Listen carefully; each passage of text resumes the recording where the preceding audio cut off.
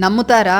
ఈ క్రేప్ అంటే ఫ్రెంచ్ దోసలో ఎగ్ లేదు, గ్లూటెన్ ఫ్రీ, అదే కాకుండా చాలా ఎక్కువ ప్రోటీన్ ఉంది. దీన్ని బక్వీట్ అంటారు హిందీలో, ఎందుకంటే ఇండియాలో కూడా పండిస్తారు కాబట్టి దీన్ని కుట్టు అంటారు. ఫ్రాన్స్లో బ్రిటనీ అన్న ప్రాంతంలో ఇది సెంచరీస్ నుంచి ఈ బక్వీట్ వాడతారు. అలాగే మనం కూడా ఇండియాలో పెంచుతాం అన్నమాట. దీన్ని కుట్టు అంటారు. ఎక్కడైతే మీరు వీట్ వాడుతున్నారో అక్కడ మీరు బక్వీట్ వాడేస్తే 1:1 వాడేస్తే మీకు మంచిగా రిజల్ట్ వస్తుంది. ఇది వీగన్ కాబట్టి మనము గుడ్డు వాడము కనుక ఆవేశలతో గుడ్డు చేసాము ఇందులో. మీరు కూడా ఇంట్లో ట్రై చేయండి, చాలా ఈజీ. కోకోనట్ ఆయిల్ వేసుకొని ఇలాగ దోశలాగా చేసుకున్నాము, దీన్ని క్రేప్ అంటారు.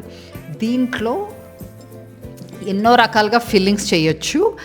మనం ఎందుకు బక్వీట్ ఇక్కడ వాడామంటే, ఒకటి చాలా న్యూట్రిషియస్ కాబట్టి, దీంట్లో అన్ని రకాల ప్రోటీన్స్, పూర్తి ప్రోటీన్ ఉంటుంది, అన్ని అమినో యాసిడ్స్ ఉంటాయి. అలాగే కాకుండా గ్లూటెన్ ఇంటాలరెన్స్ ఉన్న వాళ్ళకి కూడా హ్యాపీగా తినచ్చు, ఈజీగా డైజెస్ట్ అవుతుంది. మెగ్నీషియం ఉంటుంది, కాల్షియం ఉంటుంది, చాలా మంచి న్యూట్రియంట్స్ అన్నీ కూడా ఉంటాయి దీంట్లో. బనానాస్, నేను ఎల్లక్కి అరటిపళ్ళు వాడుతున్నాను. మంచి తీపి అరటిపళ్ళు వాడండి, ఎందుకంటే అది కారమలైజ్ అవ్వాలి, అందులో ఉన్న తీపితోటి కారమలైజ్ అవుతాయి.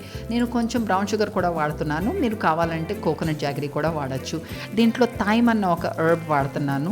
మనకి థైమ్ లేకపోతే మీరు కంగారు పడిపోకండి, కావాలంటే కొంచెం సోంపు వేసుకోండి, కొంచెం మంచి సువాసన వస్తుంది. అది రోస్ట్ చేసుకున్నాక దాన్ని మనము ఫిల్లింగ్ కింద వాడుకోవచ్చు. మంచి cast iron, thick cast iron ప్యాన్లో చేసుకోకండి, మాడిపోకుండా. నేను వైబ్రెంట్ లివింగ్ నుంచి వచ్చిన కోకో స్ప్రెడ్, చాక్లెట్ స్ప్రెడ్ వాడుతున్నాను.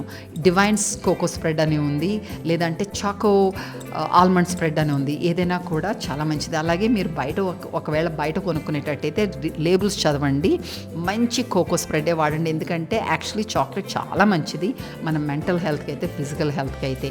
సో అలాంటిది చేసుకొని మీరు హ్యాపీగా బ్రేక్ఫాస్ట్కి అయితే, లేకపోతే మంచి డిజర్ట్కి అయితే చేసుకుని అందరినీ ఆనందించబడండి, మీరు కూడా ఆనందపడండి. Happy cooking.